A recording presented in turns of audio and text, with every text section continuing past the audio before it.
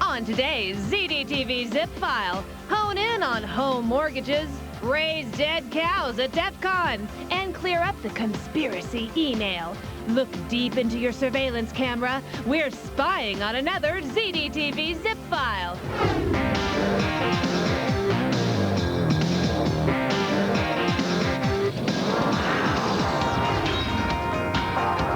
Welcome to the Zip File. Tilda here, and I've got some top priority info from ZDTV's daily lineup that you won't want to do without, such as the H-1 visa. No, it isn't a new credit card. It's what foreigners must have before they can stake a claim on any high-tech job in the Valley. Why is the government holding out? John C. Dvorak and his labor-savvy pundits toss it around on Silicon Spin. If there's one issue that bugs Silicon Valley executives, it's the H-1 visas. Earlier this year, Congress slightly raised the limit on visas given to foreign workers. Employers say the lack of qualified workers is costing some, get this number, $3 billion a year in the Valley alone. Employees say that companies simply want cheap labor. Most of the time, that foreign labor is highly qualified programmers and analysts. But there is illegal cheap labor, too. The San Jose Mercury News found immigrants working at home building chips for less than $5 an hour. Congressman Dooley, what should happen here? Well, certainly it's intolerable that we have people that are contracting out with substandard working conditions and not paying minimum wage, not complying with labor laws. But when we look at the H-1B visas, we need to raise the cap. And we ought to look at it from the context of if the United States were a sports team, is that we have the opportunity to have the top 100 draft choices in the next round. And why would we even consider turning our back on the ability to draft the top 100 smartest, brightest people that are coming out of, some of them out of our own institutions, as well as any educational institution Well, in the world? actually, that brings up an interesting point, because I'm actually against, I'm kind of with the labor side on this issue.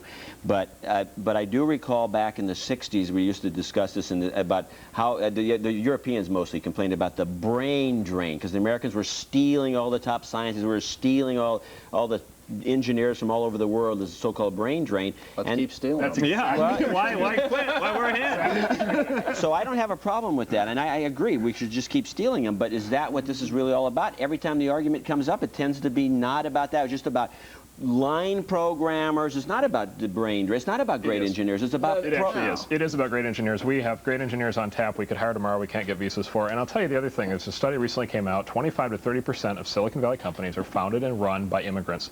Immigrants create jobs in the United States at this point, and that is part of the issue that's completely overlooked. Tens or hundreds of thousands of jobs in the high-tech industry alone. Employ John C. Dvorak and his panel as your Silicon Valley informants every night.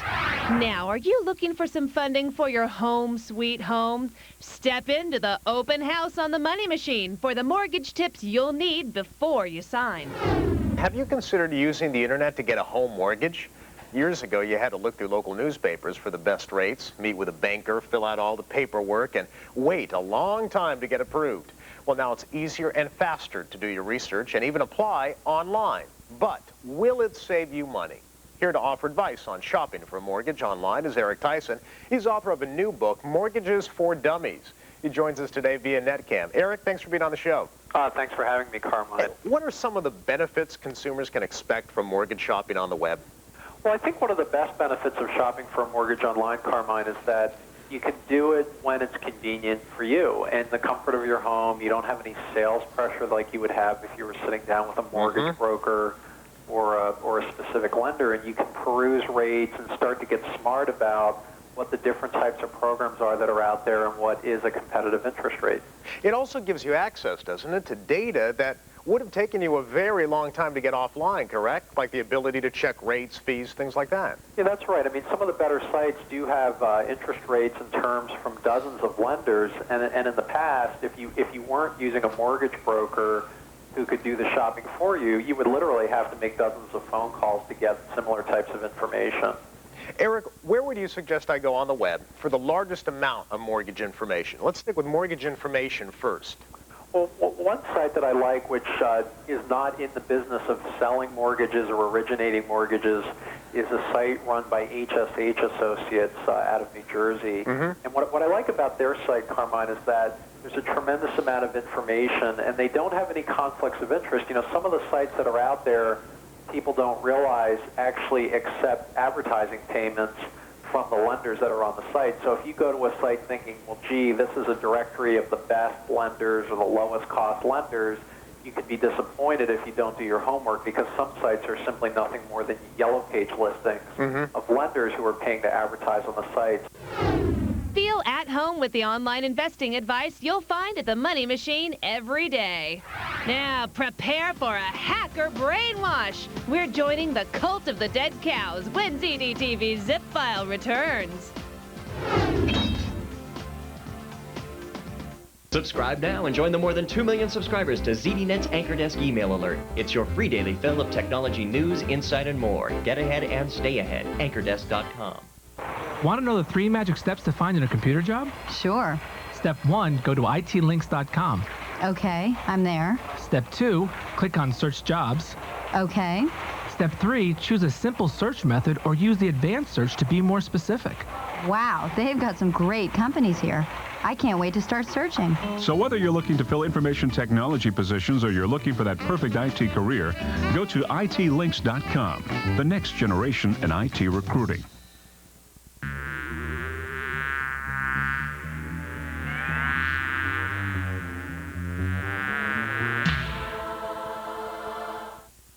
Are you a match for Leo Laporte? Take today's Call for Help quiz at ZDTV.com. Click on Call for Help.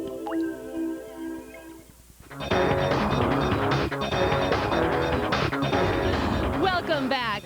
We're not evil. We just want to get drunk and harass Microsoft. Well, at least that was the credo at DEF CON this year, and the ZDTV News has the proof. I've been to the mountaintop. And then the hacker group Cult of the Dead Cow descended from that mountain with the program Back Orifice 2000, the hands-down showstopper at DEF CON 7 in Las Vegas, Nevada. The controversial program is meant to highlight security flaws in Microsoft's Windows 95, 98, 2000, and NT, a program capable of being used to gain unauthorized access and control of an unknowing user's computer.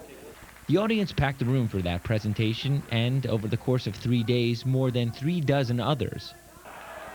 It's not like we're out to rule the world or cause mass chaos. I mean, I've heard stories that administrators are staying at work over the weekend to fend off the wave of attacks. Waves of attacks from what, 3,000 drunken hackers running around not having any interest in breaking into things. They're too busy being with their friends and hanging out. Security experts, hackers, cyberpunks, government agents. Some of them were all of the above. Media presence was also at an all-time high. Feds from the White House, Department of Defense, and Army went from being identified as part of a game called Spot the Fed to fielding questions as part of a panel called Meet the Fed. T-shirts, mugs, books. Capitalism was in full swing, and attendees, well, they came from all over the world for a multitude of reasons. Put names to faces. I mean, you talk to these people online by email or IRC or what have you all year long. You never get to meet them, then you get to come here and actually see what they look like. Yeah, I think it's important to have events like this. It shows the public that hackers aren't like evil and bad like some of the media, newspapers, and like movies especially can portray us as. To be perfectly honest, the best part about DEF CON 7 is finally getting to meet some of the people that I talk to and learn from every day online.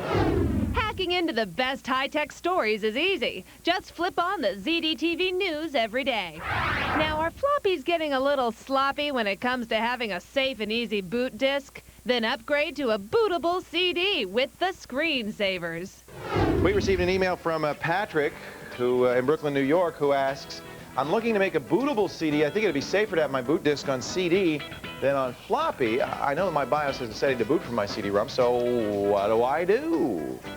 Well, here's what you would do. You would make a bootable CD. Which is surprisingly easy, which is great. First, of course, you have to have a floppy that'll boot. This is the key on that, is the boot image that's going to sit on the CD actually comes from floppy. Okay, so what we're going to do is we're going to take this, actually this is a Windows 98 boot floppy. So it's particularly helpful. It's got everything you could want on it. But any system floppy would work just fine. And we're going to need that, and we're going to obviously need a CD recorder. You can't do, you got to have a CD recorder. Really? Yes! Oh, my goodness. And some blank CDs. We'll put one in right. in here. We have the Smart and Friendly CD Rocket. Oh, there's one in there already. This is a nice 8X burner, which makes it a little bit faster to create one of these things. Now, here's a caveat that's interesting. You'd think, well, okay, so I think I got it already. I just need to copy the boot files onto the CD, but there's actually more to it than that. Yeah, that actually won't work. What you have to do is create an ISO 9660 CD with the proper boot image on it. Now, we're going to use Adaptex Easy CD Creator Deluxe because that's the program I use, and I know it pretty well. Almost any program that will, CD-ROM burning program that will do ISO 9660 disks will allow you to make them bootable. What we'll do is we're going to open the CD layout properties here, and if you want, you could name this. We're going to name this Recovery, because it's our boot recovery disk. Now, on the data settings, here's the key. You have a couple of different file systems you can burn. You may have more than that available to you. Joliet is the Windows 95/98 system that Microsoft created that supports long file names. What it does not support Is what you want it for. is bootability. Bootability. So we're going to use the more standard ISO 9660. It's limited to 8.3 file names, unfortunately, but it is bootable. See, I clicked the bootable thing. Now it's going to make us a bootable CD. And watch, when I click OK, it's going to say insert a bootable floppy in drive A. That's so it already knows to ask for it. That's where it's going to get the image from. We say OK. It's reading the boot information off of the floppy, and you can see underneath that message, by the way, that it's already put 2 files on our CD, bootimage.bin and something else. I can't see quite what it is underneath there. That's the key. These 2 files are the bootable files that need to be on that CD to boot. Aw, that was bootable. Take your tech education to the next level with the screensavers every day. And now you can make your PDA smarter with some ingenious software found on Fresh Gear. The introduction of the new and improved line of 3Com Palms has spurred a whole new category of applications for the personal digital assistant. Palm users can now do everything from house hunting and keeping their ducks in a row to finding out if the market is bullish or bearish. Thanks to the wireless technology built into the Palm 7, it's now easier than ever to make and lose money. Fidelity Investments offers real-time quotes, basic stock information, and trading services for your Palm 7. This means that the information goes directly from your PDA to the market where you're trading, and you never have to involve a human broker. Whether you've been struck by IPO fever or are looking to make some conservative long-term investments, Fidelity's Instant Broker can help keep track of your portfolio. If you're in one of the cities covered by the Bell South network, Fidelity Service lets you access the market no matter where you are, enabling you to set triggers, open new accounts, and even place trades, which are conveniently confirmed via email. So just because you can't be near a stock ticker while the market's open, doesn't mean you can't keep on top of changing market conditions.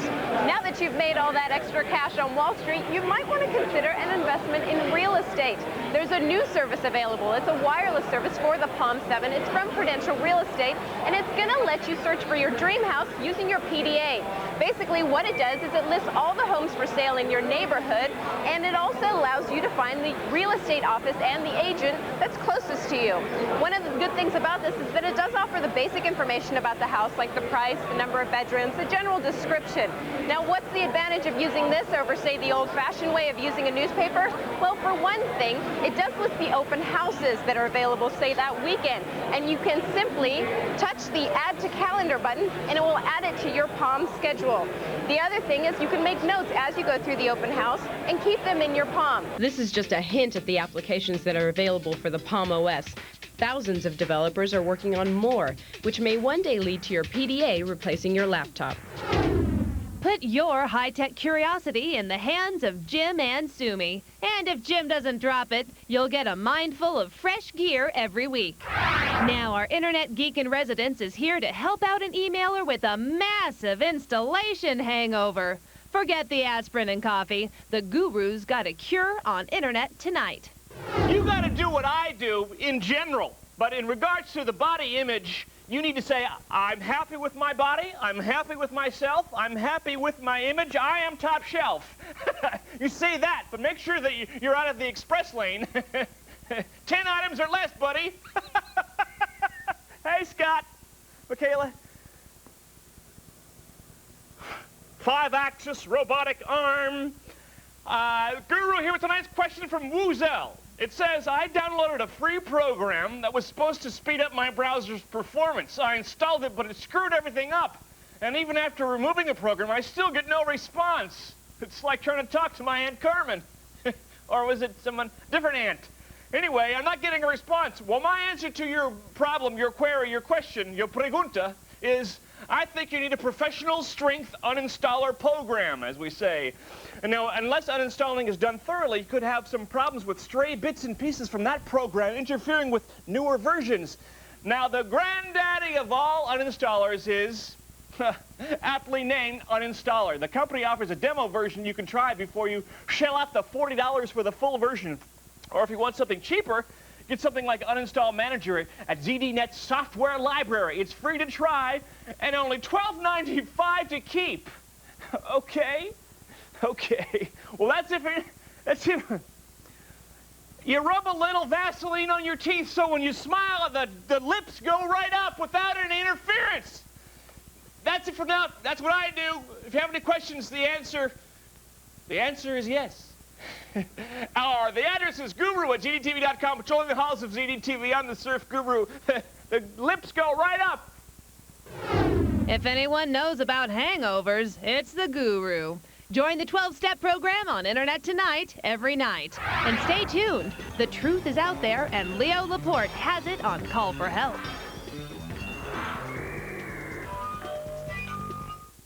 Come on, come on.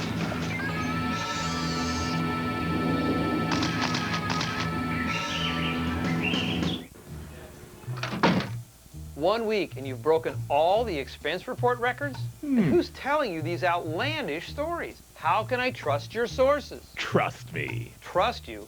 That's the last thing I want to do. Overspending undocumented sources? You're a loose cannon.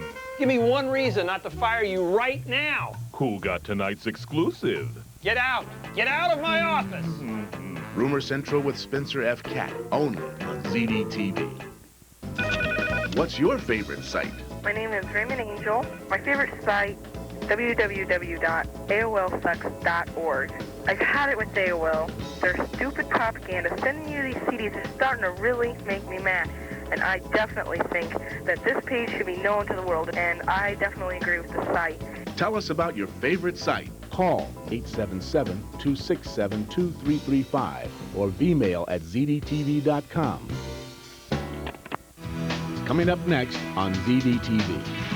ZDTV News, followed by Silicon Spin.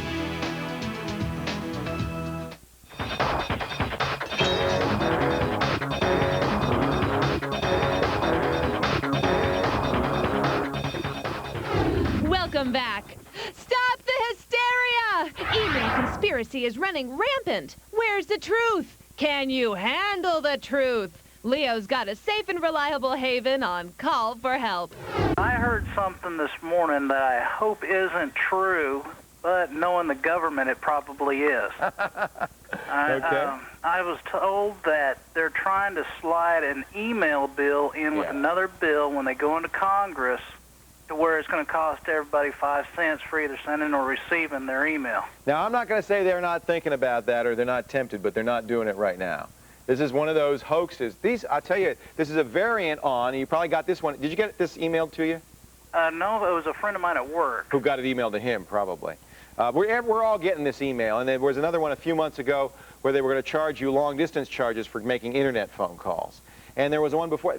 This is a whole category of hoaxes that's spread by email. And before you spread these hoaxes, there are a couple of pages I'd like you to check. All right, there are a couple of anti-hoax web pages. There's one that Allison has on her page, we've interviewed the author of, called Don't Spread That Hoax. That's at nonprofit.net/hoax. There's Symantec Antivirus Research Center, which is at Symantec.com, has a list of hoaxes as well. These are email hoaxes. Most of these have to do with viruses. And then I'm going to take us right now to the Computer Incident Advisory Capability. The U.S. Department of Energy sponsors this one. I figured the government would know the most about hoaxes, right? Or at least the governmental hoaxes. And there's a button here on hoaxes. This is at ciac.org, Internet Hoaxes. And we're going to scroll down, and I'm going to find you email tax, okay? Is this the one? It says, well, you probably, since you heard it by word of mouth, you probably don't know what the exact text of the email message was, but I guarantee. Yeah, he said something about 601 and 602. 602P, which, by the way, is not a legitimate number. That's the first giveaway, okay? And the quote, alternative postage fees to permit the government charge 5 cents. They quote the Washingtonian magazine in this. Let me go back to the hoax. I just lost it here. They quote the Washingtonian magazine in this, okay? The Washingtonian has its own page about it saying, no, we never said anything about this. This is a lie. We never wrote such an article. We do not have a March 6th issue. The congressman quoted does not exist. The bill number does not exist. The law firm which supposedly wrote the email does not exist. It is a hoax. Turn to Call for Help and clear out the hype with Leo every day. Now, are you ready for hair-raising, blood-curdling, bone-chilling fear? Plug into Alien vs. Predator with GameSpot TV. Yeah, I could take them both. One of the most frightening movie experiences I had growing up was seeing the film Aliens. And the game Aliens vs. Predator is attempting to recapture those fond memories of sci-fi terror. So, is it going to make your palms all sweaty? Let's throw it on the grill. Anyone familiar with the Aliens or Predator movies knows the one element that is consistent through them all, that unrelieved sense of dread. It would appear that developer Rebellion and Fox Interactive have done their homework because Aliens vs. Predator is one very, very frightening experience. The game has you play one of 3 characters, each of which comes with their own plot comprised of 5 to 6 levels. The most familiar is the Marine, who carries a standard yet satisfying arsenal, but who is far more mortal than in most first-person shooters. This fragility makes playing the Marine a very tense challenge that is only heightened by that familiar sound of a motion detector. The Predator is the most standard shooter character, so while very satisfying, he is the least interesting of the 3. He is, for the most part, a tank rolling over hordes of enemies. The Alien is a completely original experience, being armed only with dagger-like tails and claws and viewing the world through a fisheye perspective. Having no ranged weapons, it must be right on top of its prey to be effective. The Alien moves like a rocket car and can travel fly-like over walls and ceilings. The game has no true storylines, which isn't as bad as it sounds. The characters' motivations are already understood, and the game is truly a series of set pieces designed to evoke a mood of lurking terror, which it succeeds at admirably. The game engine is not state-of-the-art, and the strength of the look of the game comes from its lighting effects. The environments are typically filled with enough bric-a-brac, though, to keep it interesting. Aliens vs. Predator is to be played without intra-level saving, but a patch is now available. Being unable to save, though, does help the game maintain its remarkably tense pacing. And if you can deal with the experience, it's very rewarding, if unsettling. Eric Wolpaw gives it an 8.3 out of 10. Yeah, what a bunch of wimps. Oh, I mean, ooh, how frightening. Give yourself the chills and stalk the dark and eerie games on GameSpot TV. Well, that's all, folks. Now you've got some great things to check out online, so get out there and have some fun. And if you couldn't get all the tips we've shared with you, drop by our website first at ZDTV.com. Everything you need to know is right there. And email me at tilda@ZDTV.com. I want to hear all about your wacky shenanigans. I've got another great show packed with fun tomorrow, so come on by to see a brand new ZDTV zip file. Until then, I'm Tilda, and I'll see you later.